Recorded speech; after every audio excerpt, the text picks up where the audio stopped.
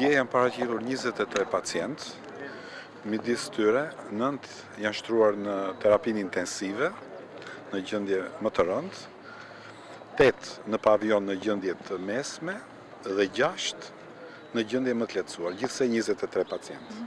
Në çfarë shkallë djegje flasim, doktor? Këto flasim për djegje të gradës së tretë kryesisht. Janë të thella, është fjalë gjithmonë për pacientët që janë rëndë dhe që kanë prekur regione kritike, duar, fytyrë, trup, po sidomos fytyrë. Këto të 9 që themi, po janë njëri nga pacientët ishte 14 vjeç me djegje mbi 50%. Po aty e kemi vëmendjen kryesore, pasi është në moshë të re me djegje edhe ky të rënda. Jemi duke bërë gjithë ekzaminimet imazherike dhe laboratorike.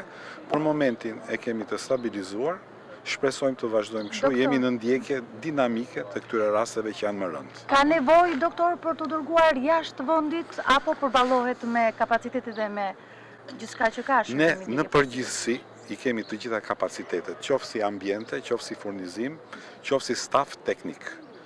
Pastaj ne presim dhe hap pas hapi se si do evoluoj. Por për momentet që flasim, nuk është e indikuar transferimi, nuk është e mundur para transferimi tyre me avion ose me mënyra tjera, për vetë faktin se ato duhet të stabilizohen. Të personat që janë më rëndë, si duket situata? Do të presim 24 orë për të marrë një vendim më tej apo do të... Jo, ne jemi në vazhdimsi të mjekimit, 24 orë që po mbaron, ne jemi në vazhdimsi dhe themi që po kështu do vazhdojmë ditë pas dite me të njëjtat përkushtime, me të njëjtat mjekime, me të njëjtat përkujdesje.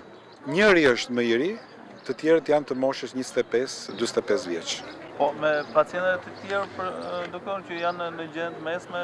Po, sigurisht ato do bëjnë dekursin e tyre që themi ne, trajtimin e dur, në qoftë se do kenë nevojë për operacione plastike, ne i kemi të gjitha mundësitë këtu.